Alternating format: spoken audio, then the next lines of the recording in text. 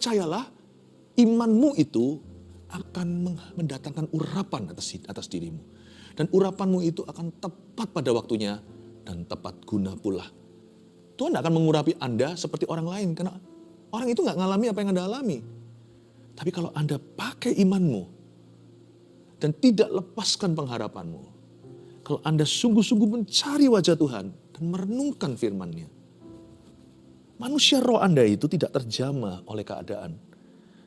Hanya orang yang tidak terjamah manusia rohnya yang bisa bersorak-sorak dalam Tuhan. Kata bersorak-sorak itu outburst. Itu seperti gunung meletus dari dalam. Lalu lavanya keluar yang merah-merah. Api asapnya. Itu kan meletusnya dari dalam. Kata bersorak-sorak ini outburst. Letupan dari dalam dirinya. Ini bukan perasaan bahagia versi dunia. Mau happy apa sih di masa-masa krisis ekonomi? Tapi dia sangat optimis. Kenapa dia happy? Karena dia tahu dia akan menang. Karena dia tahu Allahnya akan bertindak. Karena dia tahu ini gak forever. Karena dia tahu ada jalan keluar. Karena dia tahu Tuhan berjanji dan akan genapi. Karena dia sepakat dengan Tuhan. Dia tahu Allahnya sanggup. Dia punya Tuhan yang besar. Yang sanggup melakukan segala perkara.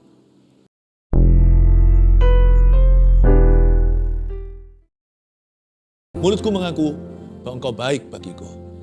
Mungkin sekeliling kami tidak baik pada kami. Mungkin kondisi kami kurang baik. Keadaan dunia apalagi yang gunjang-ganjing. Tapi kami percaya, iman kami teguh. Engkaulah gunung batu yang tidak pernah goyang. Yang berpegang padamu tidak akan pernah goyah. Makasih Tuhan, sampaikan sabdamu. Kuatkan iman keluarga Saat Teduh. Berbicaralah dari sanubarimu. Bebaskan mereka yang terbelenggu. Lepaskan mereka dari situasi yang mencekam. Berdoa supaya engkau memberi umatmu kemenangan. Sembunyikan hamba di balik salibmu saat hamba mengajarkan firman. Dalam nama Yesus. Amin. Puji Tuhan. Praise the Lord. Mari kita ambil Alkitab kita dan catatan. Saya terbeban sekali di Saat Teduh bersama kali ini untuk mendoakan pekerjaan Anda, profesi Anda, termasuk juga yang belum bekerja, mahasiswa lah, anak muda, anak kecil bahkan. Saya percaya Tuhan itu mempersiapkan kita untuk hari esok yang penuh dengan pengharapan. Apapun yang kita alami hari ini boleh kita memperoleh sejahtera karena rancangan Tuhan selalu rancangan damai. Gak peduli sikon atau situasi kondisi. Dan kita harus punya iman kayak gitu ya. Karena itu saya kasih judul khotbah saya hari ini, guna iman di masa krisis ekonomi dan apa saja. Bukan hanya krisis ekonomi, krisis apa saja gunakan iman. Sebenarnya bukan kita yang menjaga iman. Kita kira kita harus jaga iman kita. No. Iman itu yang menjaga kita di saat-saat susah. Kita baca Habakuk pasal yang ketiga, ayat 15-19. Suatu situasi yang dialami oleh Nabi. Di zaman dia hidup, Israel sedang mengalami krisis moneter. Dan umat Tuhan mengalami paceklik berkepanjangan, belum lagi peperangan. Ya, 11-12 mirip dengan kondisi dunia saat ini. Cuman sekarang ini dunia modern, itu aja bedanya teknologi. Hati manusia tidak berubah dari dahulu kala. Jadi kalau kita renungkan sesungguhnya di bawah kolong matahari nggak ada sesuatu yang baru. Tapi di atas matahari itu ada Dia yang tidak pernah berubah, yaitu Tuhan Yesus. Guna iman di masa krisis ekonomi dan apa saja. Habakuk 3 ayat 15-19 saya baca. Dengan kudamu engkau menginjak laut, timbunan air yang membuih. Ketika aku mendengarnya gemetarlah hatiku. Mendengar bunyinya menggigillah bibirku. Tulang-tulangku seakan akan kemasukan sengal. Dan aku gemetar di tempat aku berdiri. Namun dengan tenang akan kunantikan hari kesusahan yang akan mendatangi bangsa-bangsa yang bergerombolan menyerang kami. Sekalipun pohon ara tidak berbunga, pohon anggur tidak berbuah, hasil pohon zaitun mengecewakan. Sekalipun ladang-ladang tidak menghasilkan bahan makanan, kambing domba terhalau dari kurungan, dan tidak ada lembu sapi dalam kandang. Namun aku akan bersorak-sorak di dalam Tuhan, beria-ria di dalam Allah yang menyelamatkan aku. Allah Tuhanku itu kekuatanku. Ia membuat kakiku seperti kaki rusa. Ia membiarkan aku berjejak di bukit-bukitku. Ayat 15 dulu. Habakuk berkata begini, dengan kudamu huruf besar kuda Tuhan, engkau menginjak laut. Kudanya segede apa? Bisa menginjak laut, timbunan air yang membuih. Ini bukan kuda di dunia. Ini bicara tentang kendaraan Allah. Kalau kendaraannya aja gagah, apalagi orang yang mengendarainya. Dengan kudamu engkau menginjak laut, timbunan air yang membuih. Kok bisa ya? Kok bisa dia punya pandangan demikian? Kok bisa dia itu melihat kebesaran Tuhan? Biasanya orang kalau dihimpit masalah, di depan perang, belakang krisis tak berhenti. Kiri kanan roboh 1.000, 10.000. Biasanya orang kecil hati alias tawar hati. Biasanya orang sudah pesimis. Tapi Habakuk malah melihat kebesaran Tuhan di tengah-tengah badai taufan. Dengan kudamu engkau menginjak laut, timbunan air yang membuih. Gimana sih caranya menggunakan iman di saat krisis atau ketika kita dalam tekanan? Pertama-tama kita harus ketahui bahwa faith is magnifying God, not the problem. Iman itu membesarkan, mengagungkan Tuhannya, bukan masalahnya. Dia nggak melihat lautan. Lautan itu biasanya juga menggambarkan permasalahan. Seperti samudera aku, seperti samudera yang ombaknya tidak tenang. Lautan itu mengerikan. Ingat, bangsa Israel baru keluar dari tanah perbudakan, langsung disambut apa? Laut Merah. Mereka paling takut itu, mereka sampai bersungut-sungut. Itu mereka gerutu pertama kali. Belum sungguhan officially keluar Mesir, mereka sudah ngomel sama Tuhan. Engkau mau kubur kami hidup-hidup ya di dalam lautan. Lautan itu besar, tapi lebih besar Tuhan yang menciptakan. Faith is magnifying God, tidak melihat samudera di depan, tapi melihat Dia yang bisa membelah lautan. Cara kita menggunakan iman di masa krisis ekonomi termasuk, karena uang itu faktor penting ya dalam kehidupan manusia, karena itu nilai jual beli. Bahkan saya dulu pada waktu sekolah teologi, waktu itu ada mempelajari juga riset-riset zaman itu, puluhan tahun yang lalu. Ternyata salah satu penyebab perceraian yang paling wahid, nomor satu itu bukan soal selingkuh saja. Saya terkejut saat itu, di zaman itu saya belajar soal konseling segalanya, konseling keluarga, jadi mau nggak mau harus mengerti riset-riset yang terjadi. Ternyata nomor satu itu adalah soal ekonomi dalam keluarga. Uang memang bukan segalanya, tapi kalau kita tidak punya iman, kalau kita tidak bisa punya pengenalan dan pengertian yang benar akan Tuhan, itu bisa bahaya. Kalau kita melihat di sini, faith is magnifying God, not the problem. Kita melihat Tuhannya, bukan melihat permasalahannya. Lihat ayat 16, ketika aku mendengarnya, gemetarlah hatiku. Mendengar bunyinya, menggigillah bibirku. Coba kita agak lebih detil waktu merenungkan firman. Ketika aku mendengarnya, ini Habakuk dengar apa? Dengar desas-desus perang? Bukan. Ketika aku mendengar kuda yang menginjak laut, kudamu ya Tuhan, yang membuat timbunan air yang membuih itu, ketika aku mendengarnya, aku berkata, how great thou art. Ajaib Tuhan. Ajaib Tuhan. Ajaib Tuhan. Ajaib Tuhan. Dia terpukau sama kebesaran Tuhan dan keagungannya. Ketika aku mendengarnya, gemetarlah hatiku. Ketika aku renungkan betapa besarnya dirimu, menggigillah bibirku. Tulang-tulangku seakan-akan kemasukan sengal. Dan aku gemetar di tempat aku berdiri. Berhenti di ayat 16a. Biar Tuhan yang menggentarkanmu, bukan musuh-musuhmu, bukan problemamu. Gampang, kalau kita nggak gentar sama Tuhan, biasanya kita akan gemetar sama dunia. Tapi kalau kita gemetarnya sama Tuhan, kita sama masalah maju tak gentar, kita tidak akan mudah digoyahkan. Siapa yang takut akan Tuhan, tidak takut sama siapa-siapa atau apa-apa. Ya. Tapi siapa yang tidak takut sama Tuhan biasanya takut segala sesuatu. Takut gelap, takut bangkrut, takut sakit, takut mati. Atau takut tidak dihargai. Aneh ya.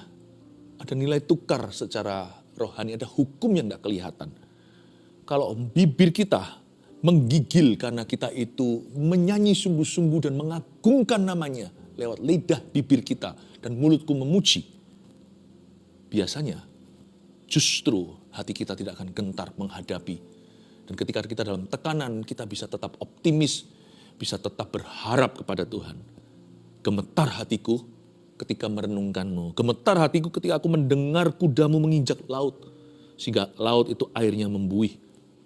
Biar Tuhan yang menggentarkan hatimu. Bukan musuh-musuhmu.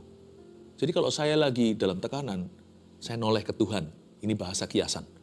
Noleh ke Tuhan, cara saya noleh ke Tuhan itu lewat doa. Secara pribadi maupun bersama. Waktu saya merenungkan firman Allah itu saya noleh kepada yang Maha Kuasa. Kalau Tuhanku tidak panik, saya tidak panik. Kalau Tuhanku tidak gentar, saya tidak gemetar. Tapi kalau aku memandang wajahnya saat ku menyembah dia, oh gentarlah seluruh jiwa ragaku. Karena dia begitu suci, begitu kudus, begitu mulia, begitu indah. Tak henti-hentinya aku mengaguminya. Terpukau aku dibuatnya. Saya minta Anda belajar sesuatu di sini bersama dengan saya. Mulai hari ini, agungkan Tuhan, bukan masalah. Tidak deny atau tidak menyangkali masalah itu. Sampaikan kepada Tuhan segala kekhawatiranmu, concern-concernmu. Jangan lupa disampaikan dengan rasa ucapan syukur, diakhiri dengan bersyukur kepadanya. Sampaikan dalam segala doa. Tetapi jangan lupa memuji Tuhan dalam segala keadaan. Lihat ayat yang ke-16b, namun dengan tenang akan kunantikan hari kesusahan yang akan mendatangi bangsa yang bergerombolan menyerang kami. Bangsa Israel memang secara real, secara history dan sejarah diserang oleh gerombolan bangsa lain. Mereka dalam bahaya nyawa. Namun Nabi berkata seperti ini, Habakuk mengucapkan kalimat berikut ini. Namun dengan tenang akan kunantikan hari kesusahan yang mendatangi bangsa yang bergerombolan menyerang kami. Ternyata beriman sama Tuhan itu tidak merugi. Kalau kita sedia payung sebelum hujan, paling kita nggak basah. Kalau sedia iman sebelum tekanan, kita tidak akan bisa dihancurkan. Kadang-kadang memang berkat pertolongan Tuhan seolah pas-pasan. Tapi kalau Tuhan sudah alokasikan segitu, ya berarti itu cukup bagimu dan bagiku. Kasihnya selalu cukup, kasih karunia Allah selalu tepat. Tepat takarannya, tepat waktu pula. Bagi kita terlambat, tapi Tuhan punya rencana di balik semuanya itu. Timing Tuhan selalu tepat. Namun dengan tenang akan kunantikan hari kesusahan. Kok bisa ya lagi diserbu oleh gerombolan? Kok bisa dia tenang ya? Mau tahu nggak membuat orang tidak gila dalam tekanan, dalam problema bertubi-tubi. Satu belum selesai, datang satu lagi, silih berganti, kadang-kadang bersamaan lagi. Membuat orang tetap waras itu ternyata imannya pada Tuhan. Hingga semua masalah kita ada di luar kita. Tidak pernah masalah itu masuk ke dalam kita. Meskipun kita bisa gelisah, sedih, tapi itu justru membuat kita semakin kuat, semakin tabah. Aneh ya, orang yang berpegang pada Tuhan, dalamnya nggak bisa dihancurkan. Paling keadaannya di sini yang berbuih-buih. Paling situasi kondisinya yang tertatih-tatih. Tapi itu pun selalu ada pertolongan Tuhan yang tepat pada waktunya. Itu yang disebut penyertaan. Namun orang itu sendiri yang menjalani, meskipun dia ngakunya sama teman-temannya, aduh aku sedih. Tapi teman-temannya berkata, kamu tabah kok. Kamu merasa sedih. Tapi kami tidak bisa bayangkan, kalau kami yang alami ini, kami sudah pasti mati. Kamu bisa bertahan. Orang lain yang bisa meneguhkan pada Anda ternyata, Anda tidak selemah yang Anda kira. Perasaan kita bisa gak keruan. Tapi orang lain yang bisa bersaksi, seperti ada sesuatu yang menopang kamu. Namun dengan tenang akan kunantikan hari kesusahan. Kata tenang di sini bukan damai yang palsu, damai yang semu, bukan I'm happy. Bukan, ini bukan happiness. Ini adalah damai yang sorgawi. Ini sukacita yang tidak bisa dicuri. Bukan kita yang menjaga iman kita ternyata.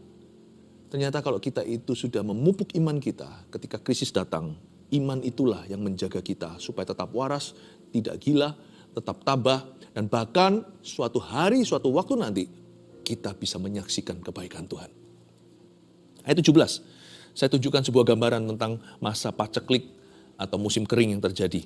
Sekalipun pohon ara tidak berbunga dan pohon anggur tidak berbuah, hasil pohon zaitun mengecewakan. Sekalipun ladang-ladang tidak menghasilkan bahan makanan, kambing domba terhalau dari kurungan, dan tidak ada lembu sapi dalam kandang. Inilah picture, suatu portrait, ya, suatu portrait krisis yang terjadi atas Israel. Dan ini masa kering kerontang mereka atau masa mandul usaha mereka itu bukan 1-2 tahun, tapi nggak menentu entah sampai kapan. Tapi Nabi Habakuk berkata, kalau pohon ara sudah tidak berbunga lagi, I'm okay. Pohon anggur nggak berbuah lagi itu berarti nggak ada pesta. Karena pesta kan minum anggur. Berarti sudah tidak ada lagi yang namanya happiness atau kebahagiaan di negeri. I'm okay. Hasil pohon zaitun mengecewakan. Pohon zaitun kan minyak ya. Itu berarti kalau nggak ada minyaknya juga orang biasanya sudah nggak jualan rotinya. Pohon zaitun itu juga bicara tentang urapan, bicara tentang kemewahan. Seperti raja kalau diurapi, itu bicara tentang seremoni. Semua itu nggak ada, I'm okay. Ladang-ladang nggak menghasilkan bahan makanan. Ini sudah, kalau tadi itu baru soal pesta, soal anggur, soal mewah. Ini sekarang sudah naik ke meja makannya. Sudah nggak ada bahan makanan. Ini sudah kepada kebutuhan pokok. Kambing domba terhalau dari kurungan. Nggak ada lembu sapi dalam kandang. Daging tidak ada. Bahan pokok tidak ada. Dia berkata, saya tetap percaya kepada Tuhan. Luar biasa. Apa yang lebih pokok daripada kebutuhan pokok? Manusia hidup bukan dari roti saja, tapi dari setiap firman yang keluar dari mulut Allah. Yang pertama harus kita kasih makan. Bahkan ketika badan kita kurang makanan pun adalah iman. Manusia tidak hidup hanya dari kebutuhan pokok jasmani. Manusia roh itu lebih berharga daripada manusia jasmani. Iman kita nggak boleh mati oleh karena keadaan di sekeliling kita. Saya tunjukkan di ayat 18. Ternyata keadaan Israel yang serba perang dan dilanda krisis ekonomi tidak bisa mempengaruhi dalamnya Habakuk. Namun aku akan bersorak-sorak di dalam Tuhan. Wow, beria-ria di dalam Allah yang menyelamatkan aku. His inner man, manusia rohnya tidak terjamah oleh sikon atau situasi kondisi. Luar biasa. Justru orang yang kayak gini ini akan mengalami mujizat Allah. Saya jadi ingat Paulus dan Silas di penjara. Mungkin kita berkata, ya itu kan mereka. Enggak sih, kalau kita alami pada waktunya, penderitaan apapun Tuhan pasti memberi kita kekuatan yang cukup untuk itu. Paulus Silas pun tidak punya persiapan ketika di Filipi dia dipenjarakan. Malam hari, tengah malam lagi, dia dapat kekuatan entah dari mana, ya dari Tuhan lah. Untuk menyanyikan mazmur dan himnal. Sehingga goncanglah, itu mengundang kuasa sehingga terbukalah semua pintu penjara sampai sang penjaga penjara itu mau bunuh diri. Tapi Paulus hentikan dan Paulus cegah dia. Ketika Paulus berkata, kami semua masih di sini, jangan lukai dirimu, malah jadi orang percaya. Paulus baptiskan seisi rumah tangganya. Lihat tuh, ketika dia alami, Tuhan memberi dia urapan. Kita sekarang mikirkan Paulus Silas, ya itu kan mereka, kan bukan saya. Tapi setiap kita punya urapan sendiri-sendiri. Urapan kita unik sesuai dengan keadaan yang menimpa. Sesuai dengan tantangan yang kita hadapi. Percayalah, imanmu itu akan mendatangkan urapan atas dirimu. Dan urapanmu itu akan tepat pada waktunya dan tepat guna pula. Tuhan tidak akan mengurapi Anda seperti orang lain. Karena orang itu nggak ngalami apa yang Anda alami. Tapi kalau Anda pakai imanmu dan tidak lepaskan pengharapanmu. Kalau Anda sungguh-sungguh mencari wajah Tuhan dan merenungkan firman-Nya. Manusia roh Anda itu tidak terjamah oleh keadaan. Hanya orang yang tidak terjamah manusia rohnya yang bisa bersorak-sorak dalam Tuhan. Kata bersorak-sorak itu outburst. Itu seperti gunung meletus dari dalam. Lalu lavanya keluar yang merah-merah. Api asapnya. Itu kan meletusnya dari dalam. Kata bersorak-sorak ini outburst. Letupan dari dalam dirinya. Ini bukan perasaan bahagia versi dunia. Mau happy apa sih di masa-masa krisis ekonomi? Tapi dia sangat optimis. Kenapa dia happy? Karena dia tahu dia akan menang. Karena dia tahu Allahnya akan bertindak. Karena dia tahu ini gak forever. Karena dia tahu ada jalan keluar. Karena dia tahu Tuhan berjanji dan akan genapi. Karena dia sepakat dengan Tuhan. Dia tahu Allahnya sanggup. Dia punya Tuhan yang besar. Yang sanggup melakukan segala perkara. Dia tinggal bersepakat aja, percaya. Pada janji-janjinya. Namun aku akan bersorak-sorak di dalam Tuhan. Dan beria-ria di dalam Allah yang menyelamatkan aku. Izinkan saya mengingatkan keluarga Saat Teduh. Bahwa di dalam krisis pun, tekanan apapun termasuk ekonomi hari-hari ini. Your crisis is temporary. Krisis Anda itu sementara. Paling lama tahu nggak sampai kapan? Saya ngomong gini jangan jadi hambar ya hatinya ya. Saya tidak imani seumur hidup Anda nggak keluar-keluar dari situasi ini. Tapi sekalipun, even so, meskipun nggak harus, tapi sekalipun ngomong buruknya, worst skenario terjelek, paling lama cuman masa hidup yang sementara. Sedangkan kemuliaan yang menanti kita jauh melampaui penderitaan kita di dunia. Orang paling menderita, anak Tuhan paling menderita di dunia ini masih tidak seberapa. Ini hanya sementara dibandingkan kemuliaan kekal yang menanti kita. Tapi saya nggak beriman. Seumur hidupmu Anda berada di lubang singa. Saya percaya esok hari, seperti Daniel, Tuhan akan mengeluarkanmu dari sana.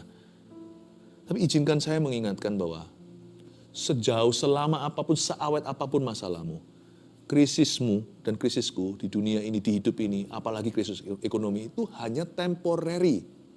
Hanya sementara. Mau tahu nggak apa yang kekal? God is eternal. Makanya selama orang mengalami krisis tekanan, problema masalah, termasuk krisis ekonomi, dan kepekerjaan, bisnisnya sepi, kalau gara-gara itu meninggalkan Tuhan, rugi. Untuk sesuatu yang sementara Anda tinggalkan yang kekal, itu kan keputusan yang bodoh. Ingatlah bahwa persoalanmu itu sebentar. Tuhan itu yang lama. Ingatlah bahwa problema Anda itu sementara. Allah lah itu selama-lamanya. Iman itu kau bawa sampai nanti. Karena itu jangan kau lepaskan di masa susah. Your crisis, your problem is temporary, but your God is eternal. Di ayat 18, Habakuk membuat keputusan yang sangat benar. Masalah boleh datang dan masalah masih tinggal. Dia belum pergi juga meskipun aku sudah mengusirnya berkali-kali. Tapi aku akan tetap bersorak-sorak di dalam Tuhan. Yang ini tidak boleh ganti. Masalah silih berganti, yang ini harus tetap terus. Yang ini bukan hanya tetap terus, harus terus tetap. Selama-lamanya menetap. Aku akan bersorak-sorak dalam Tuhan, peduli amat keadaan. Aku akan beria-ria di dalam Allah yang menyelamatkan aku. Ayat 19, Allah Tuhanku itu kekuatanku. Ia membuat kakiku seperti kaki rusa. Ia membiarkan aku berjejak di bukit-bukitku. Ayat 19, Habakuk menubuatkan bahwa ada 3 guna iman di saat dia menghadapi tekanan yang kita bisa contoh dan jadikan teladan. Waktu dia berkata, Allah Tuhanku itu kekuatanku, dia sedang mengatakan bahwa imannya menguatkan manusia rohnya. Poin nomor 1, Anda tulis ini, menguatkan manusia roh kita dalam ketenangan. Guna iman di masa krisis ekonomi, itu menguatkan manusia roh kita saat dalam tekanan. Dan iman itu akan memberi kita ketenangan. Orang tenang itu penting loh. Karena orang panik tidak diberkati. Biasanya orang yang justru panik sendiri, biasanya banyak hal tercuri. Belum lagi dia nggak bisa berpikir jernih. Ketika orang itu tenang, ada banyak solusi yang dia akan temukan. Dia menguatkan, yang namanya iman itu menguatkan manusia roh kita dalam ketenangan. Dan karena itu dia berkata di ayat pertama, ayat 19, kalimat ke-1, Allah Tuhanku itu kekuatanku. Alhasil kita akan memperoleh damai sejahtera yang melampaui akal budi manusia alias yang gak masuk akal. Karena our peace, damainya anak Tuhan itu beda sama orang dunia. Damai orang dunia itu lihat dulu, aku tenang sekarang.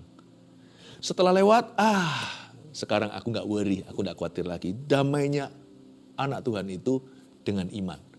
Sekalipun kita masih menghadapi, kita belum keluar dari bubble ini, kita sudah bisa tenang dan damai. Kalau kita beriman. Karena orang yang beriman itu melihat kekuatan Tuhan. Bukan lihat besar masalahnya. Damai kita itu berakar pada sebuah pengetahuan bahwa Allahku kuat. Dan bahwa Allahku lebih besar daripada segala sesuatu yang kuhadapi. Bahkan Tuhanku, roh itu, yang Tuhan taruh dalam hidupku lebih besar daripada roh-roh di dunia. Guna iman pertama, menguatkan manusia roh kita dalam ketenangan. Lalu kalimat berikutnya di ayat 19, ia membuat kakiku seperti kaki rusa. Kedua, guna iman itu menjaga setiap langkah kaki keputusan kita indah. Saya suka lihat channel TV yang tentang hewan. Lebih suka fauna sih, hewan daripada flora atau bunga. Waktu saya lihat itu biasanya kijang, jalan gitu. Dan saya juga mengagumi yang namanya itu loh, mountain goats, kambing gunung. Kok bisa ya modelnya kambing gitu tapi lincah ya, kok nggak bisa jatuh dari tebing gitu, bisa. Dia nggak grogi gitu, dia nggak worry, padahal itu tinggi sekali. Mereka nggak sadar kali kalau mereka di tempat tinggi, dianggap itu seperti mainan anak kecil. Tahukah Anda bisa lihat nggak? Tuhan menciptakan kaki mereka itu seperti lincah di tempat bahaya. Dia membuat kakiku seperti kaki rusa. Padahal kita dalam situasi yang berbahaya. Jangan lupa bangsa Israel di tengah perang dan krisis ekonomi yang luar biasa. Di zaman itu sungguh-sungguh segala sesuatu susah. Tapi aneh, dalam langkah-langkah kecil kelihatan seperti ada tuntunan. Ia membuat kakiku seperti kaki rusa. Kaki rusa bukan kaki singa. Kaki rusa bukan kaki gajah. Kalau kaki gajah bom besar gitu ya Kak. Langkah besar. Kaki rusa itu kan bisa skip, bisa lompat begitu. Apalagi kalau rusa kecil yang seperti Bambi gitu, lucu. Saya dulu tinggal di Kanada waktu saya sekolah. Kerap kali di halaman belakang kami, tempat saya tinggal, itu ada rusa datang. Dan kalau dia dengar suara orang keluar gitu karena mereka hewan liar, itu larinya cepat sekali, lincah sekali langsung masuk ke dalam hutan. Itu kakinya itu kok nggak terhantuk batu ya. Kalau kita lari seperti itu manusia biasanya kita pasti akan jatuh. Kita pasti nggak mungkin selincah demikian. Kayaknya Tuhan memang kasih rusa itu kaki yang gampang sekali dan ringan. Meskipun dia itu hewan lemah karena dia selalu dimangsa. Jangan kira hidupmu itu sekarang jadi korban dimangsa. Sekalipun jikalau sekarang masalah menekan Anda, jangan punya mentalitas korban.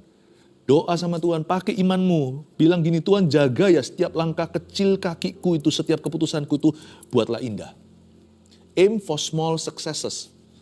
Coba targetkan sukses-sukses kecil ketika kita di dalam tekanan atau di dalam krisis ekonomi. Ini bukan ajari kita untuk pelit atau tidak punya visi yang besar. Tapi jangan muluk-muluk. Belajar untuk libatkan Tuhan dalam perkara-perkara kecil. Jangan maunya pokoknya all or nothing. Pokoknya sama Tuhan tuh maunya pokoknya begini, kalau enggak usah sama sekali. Jangan begitu. Di dalam perkara-perkara kecil itu nanti kakimu seperti kaki rusa yang bisa lompat-lompat ringan. Nggak tersandung apa-apa. Bisa luput dari bahaya. Dalam keputusan-keputusan kecilmu nanti itu terletak kemuliaan Allah. Belajar syukuri 5 roti 2 ikan. Jangan lihat lautan 5.000 orang yang perlu makan. Nanti Anda akan lihat mujizat lebih dekat. Menjaga setiap langkah kaki keputusan kita itu indah. Aim for small successes. Ia membiarkan aku berjejak di bukit-bukitku. Kalimat terakhir di ayat 19. Kok ada kata ia membiarkan ya, seolah-olah tidak disadari, tidak terencana. Betul sekali. Guna iman di masa krisis ekonomi. Nomor 3, menghasilkan keberuntungan yang tidak direncanakan. Saya mendapatkan rema ini waktu baca kalimat ketiga. Ia membiarkan aku. Seolah-olah tidak disengaja. Saya jadi ingat waktu Ruth lagi memungut. Itu bos kan beritahu sama hamba-hambanya, kalian ya, jatuhkan aja tuh gandum supaya dia pungut. Jatuhkan banyak bereva-eva, berliter-liter. Seolah-olah kalian clumsy atau kalian ceroboh sekali karena ada hukum di Israel. Kalau untuk orang janda, untuk yatim piatu, untuk orang kaum fakir miskin. Mereka kalau pemungut-pemungut dari juragan kaya itu kalau jatuh nggak boleh diambil lagi. Hukum Taurat melarangnya, itu bagian untuk orang-orang yang papah. Tapi Boas beritahu, kamu jatuhkan sengaja ya untuk si Ruth. Membiarkan jatuh. Membiarkan gandum itu berserak-serak. Ia membiarkan aku berjejak di bukit-bukitku. Percayalah, dalam perkara sederhana kalau Anda bisa dipercaya, nanti perkara besar itu datangnya dari Tuhan. Menghasilkan keberuntungan yang tidak direncanakan itu sungguhan, itu guna iman. Nggak tentu kita harus mengklaim sesuatu yang besar, tapi nanti lihat ya, tanpa kita sengaja loh. Mana ada rusa itu waktu di bukit dia sadar di bawah itu bukit, seperti kambing gunung tersebut. Mungkin dia nggak sadar kalau dia seperti kita, sebagian besar kita takut tinggi. Udah grogi, udah jatuh dari atas sana, udah mati. Dia nggak sadar itu loh. Orang yang lihat baru tahu, wow. Nanti lihat ya, ada banyak perkara-perkara terbesar di hidupmu itu bukan karena kau rencanakan. Kalau saya hari ini mau sungguh-sungguh evaluasi, ada banyak perkara-perkara yang hari ini saya sendiri geleng-geleng kepala, kok bisa ya? Ini sungguh-sungguh kasih karunia Allah. Itu betul. Kalau saya ceritakan satu persatu itu karena saya tidak sengaja didorong Tuhan masuk ke situ. Segala sesuatu termasuk saat teduh bersama ini mana kita rencanakan, mana tahu pandemi. Tugas kita kan cuman minta setiap langkah kecil kita dituntun Tuhan. Nanti keberuntungan itu kan datangnya dari Tuhan. Bukit-bukit itu kan bicara tentang ketinggian, kemenangan. Bicara tentang berkat-berkat Tuhan. Guna iman di masa krisis ekonomi dan di masa krisis apapun juga, ada 3 yang saya berikan di sini sebagai pesan profetik dari Tuhan Yesus untuk keluarga saat teduh. Guna iman, nomor 1, menguatkan manusia roh kita dalam ketenangan. Peace be with you. 2, menjaga setiap langkah kaki keputusan kita indah. In small decisions, in small steps, langkah kecil, small successes. Ya, jangan remehkan perkara kecil. 3, menghasilkan keberuntungan yang tidak direncanakan.